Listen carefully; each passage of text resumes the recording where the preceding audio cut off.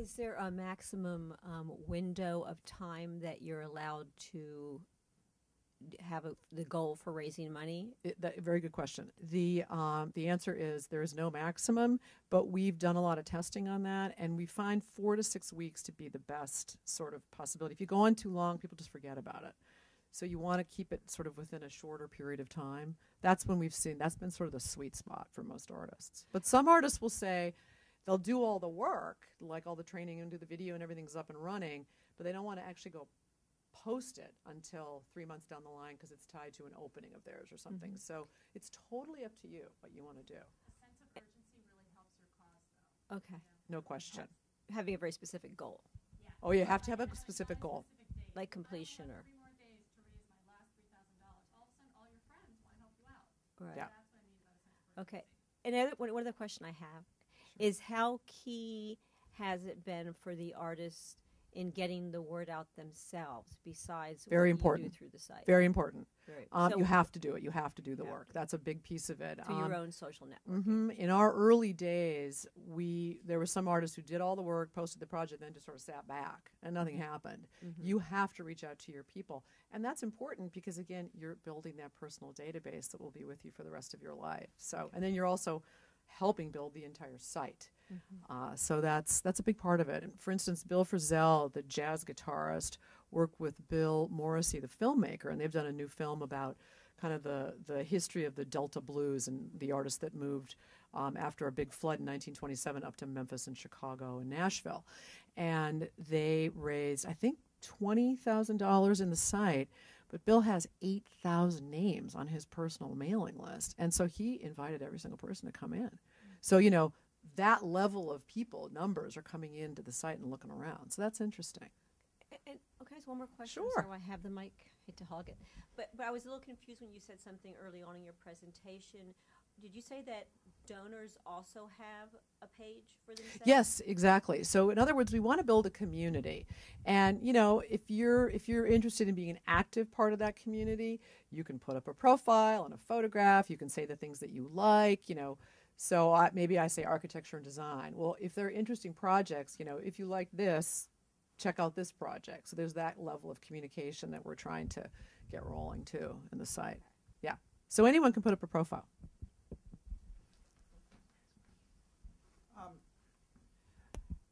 Your sort of your mechanism for keeping people out, your sort of curatorship, your sieve there, where you, if you have an award, what is there a statute of limitations on that? So let's just say I get an award this year, and 2 years from now, I'm still finishing the project. Absolutely not. And this is, for me, I was an NEA fellow many years ago, and the program I was in has ended. And you know, there are artists who got those awards in the 60s and 70s and 80s, and we're like, bring them in. Any artist, if you've won an award and you are alive on the planet, you are welcome to come in. It was great. Yeah, I just want to tell a story about someone who was one of the first artists on the site. He was a musician and composer in the Bay Area, and he was really, really timid about asking his friends for money. So he put up his project, and then he did absolutely nothing.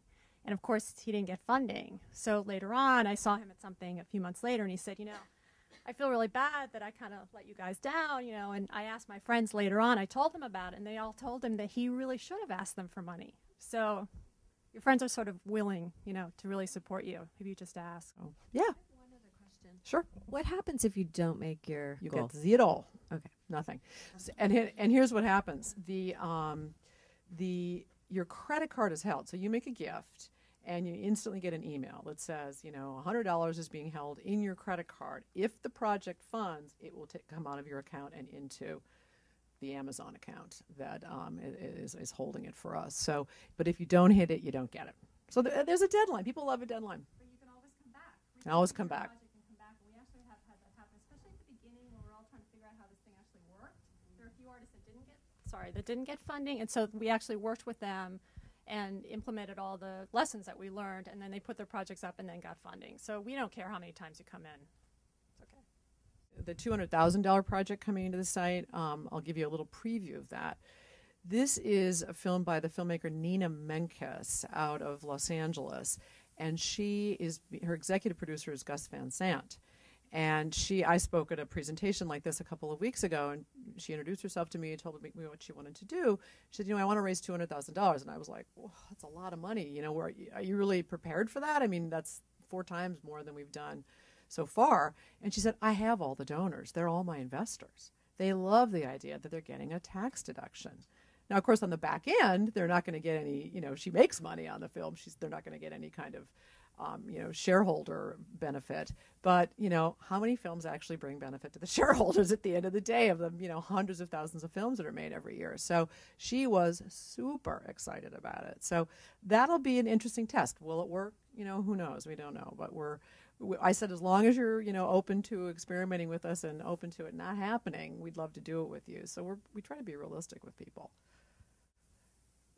Ian. One of the things that's really great is there's no risk involved. I mean, if people don't donate to your project, they don't lose anything, and you don't lose anything. So you really are in a situation where everything is to gain and nothing is to lose for either you or your friends.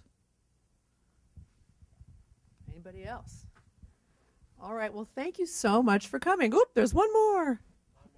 Speak into the microphone, sir. What do you do with that database of all those donors?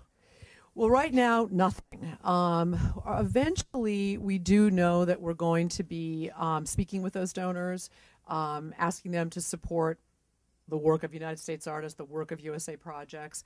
Exactly when we do that and how we do that is still to be determined. But I can say, as a donor myself, I now get weekly emails from you, Yeah. I think, Yep. featuring projects. To fund. So that's one way that they kind of get the word out about other projects that maybe you haven't heard of, because as you said, most of the donors come through the site because of who's asking them for money in a personal way. Right. But it's been really interesting to see other projects just by being on their emailing list. Right. So Exactly. Yes. So one of my donors would ask you if they gave my project money, or if I was doing something through you, what would come back if you would interest that donor in somebody else's project? Is there some kind of credit given to the artist that brought that donor to your project? Or Well, we haven't really done that yet. I mean, we're still experimenting with it, and that's, in fact, a very good idea. Donors can also opt out, do not solicit me. I mean, we're very clear about that. They can be anonymous with their gift. They can ask not to be solicited. So I'm not in the business of hounding people. I just think it's not an elegant way to do work. So, you're not going to get a direct mail piece from me begging you for money every, couple of days.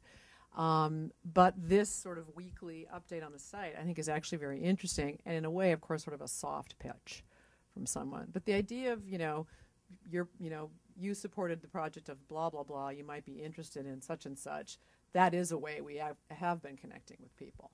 Yeah.